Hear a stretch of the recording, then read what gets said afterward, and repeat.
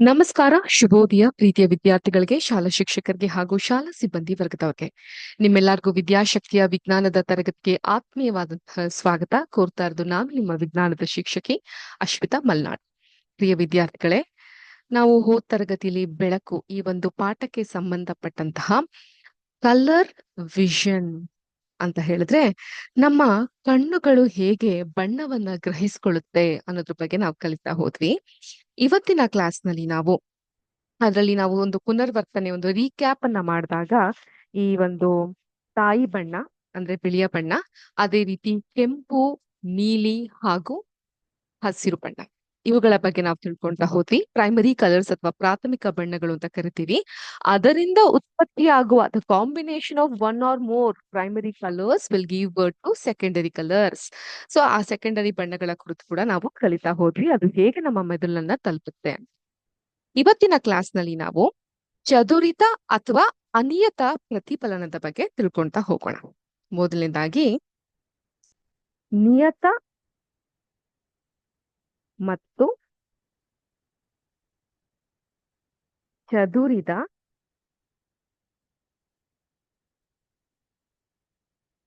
ಪ್ರತಿಫಲನ, ಫ್ರಿಕ್ಷನ್, ಇದ್ರ ಬಗ್ಗೆ ತಿಳ್ಕೊಂತ ಹೋಗೋಣ. ನೋಡಿ, ಒಂದು ಚಟುವಟಿಕೆನ ನೋಡಬಹುದು ನಾವು. ನಿಮ್ಮ ಟೆಕ್ಸ್ಟ್ ಬುಕ್ ನಲ್ಲಿ ತೋರಿಸಿರೋ ಹಾಗೆ ಸಮಾಂತರ ಕಿರಣಗಳು ಒಂದು ಅನಿಯಮಿತ ಸಮತಳದ ಮೇಲೆ ಬೀಳುತ್ತಿವೆ ಅಂತ ಊಹಿಸ್ಕೊಳ್ಳಿ. ಈಗ ಒಂದು ಅನಿಯಮಿತವಾದಂತಹ ಸಮತಳ ಹೇಗೋ ಇರುತ್ತೆ, okay, which is not equal, balanced ಆಗಿಲ್ಲ. ಇದ್ರ ಮೇಲೆ ಕಿರಣಗಳು ಬೀಳ್ತಾ ಇದೆ ಅಂತ ನಾವು ಭಾವಿಸೋಣ. ಈಗೇನಾಗುತ್ತೆ, ಪ್ರತಿಫಲನದ ನಿಯಮಗಳು ಸಮತಳದ ಪ್ರತಿ ಬಿಂದುವಿಗೂ ಅನ್ವಯವಾಗುತ್ತೆ ಅನ್ನೋದು ನಮ್ಗೆ ನೆನಪಿರ್ಬೇಕಾಗತ್ತೆ. ಈ ನಿಯಮಗಳನ್ನ ವಿವಿಧ ಬಿಂದುಗಳಲ್ಲಿ ಪ್ರತಿಫಲನ ಕಿರಣಗಳನ್ನ ರಚಿಸಲು ಉಪಯೋಗಿಸ್ಕೊಬಹುದು. ಅವುಗಳು ಪರಸ್ಪರ ಸಮಾಂತರವಾಗಿರ್ಬೇಕು, ಅಂದ್ರೆ ಒಂದಕ್ಕೊಂದು ಈಕ್ವಲ್ ಆಗಿ ಇರ್ಬೇಕು.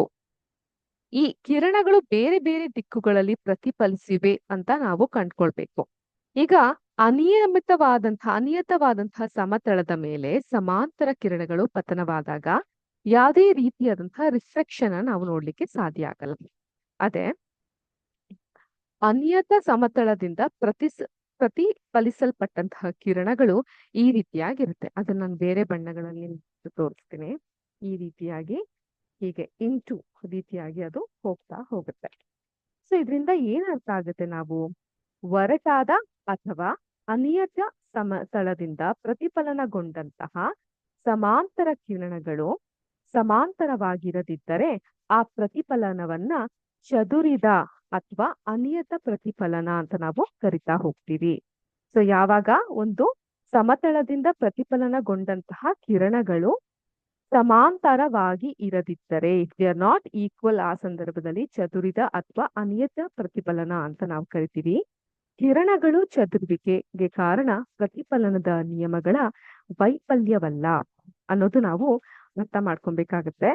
ಕಾರ್ಡ್ಬೋರ್ಡ್ ನಂತಹ ಪ್ರತಿಫಲಿಸುವ ಸಮತಳದಲ್ಲಿರುವ ಅನಿಯಮಿತ ಮೇಲ್ಮೈಗಳ ಚದುರುವಿಕೆಯನ್ನ ಉಂಟು ಮಾಡುತ್ತೆ.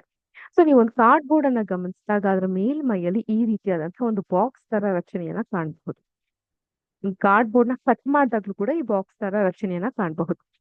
ಈಗ ಮತ್ತೊಂದು ದರ್ಪಣದಂತಹ ನುಣುಪಾದ ಮೇಲ್ಮೈನಿಂದ ಉಂಟಾಗುವ ಪ್ರತಿಫಲನವನ್ನ ನಿಯತ ಪ್ರತಿಫಲನ ಅಂತ ಕರಿತೀವಿ. ಇಲ್ಲಿ ಪ್ರತಿಬಿಂಬಗಳು ನಿಯತ ಪ್ರತಿಫಲನದಿಂದ ಉಂಟಾಗುತ್ತೆ. ಅಂದ್ರೆ ಸಿಂಪಲ್ ಈ ತರ ಇರೋದಿಲ್ಲ, ಹಿಂಗೊಂದು ಸ್ಟ್ರೈಟ್ ಲೈನ್ ಇರುತ್ತೆ, ಇದ್ರ ಮೇಲೆ ಬೆಳಕಿನ ರಾಶಿಗಳು ಈ ರೀತಿಯಾಗಿ ಕಿರಣಗಳು ಬೀಳುತ್ತೆ. ಸೊ ಬಿದ್ದಂತಹ ಪ್ರತಿಯೊಂದು ಕಿರಣ ವಿ ಆಕಾರದಲ್ಲಿ ಈ ರೀತಿಯಾಗಿ ರಿಫ್ರಾಕ್ಷನ್ ಉಂಟಾಗುತ್ತೆ.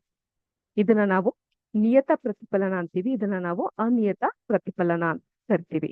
ಮುಂದಿನ ಕ್ಲಾಸ್ಗಳಲ್ಲಿ ಇದ್ರ ಬಗ್ಗೆ ಇನ್ನಷ್ಟು ದೀರ್ಘವಾಗಿ ನಾವು ತಿಳ್ಕೊಂತಾ ಹೋಗೋಣ ಅಂತ ಹೇಳ್ಬಿಟ್ಟು ಚುಟುಕಾದ ವಿಜ್ಞಾನದ ತರಗತಿಯನ್ನ ಇಲ್ಲಿಗೆ ಮುಗಿಸ್ತಾ ಇದ್ದೀನಿ. ಎಲ್ಲರಿಗೂ ಶುಭ ದಿನ. ನಮಸ್ಕಾರ.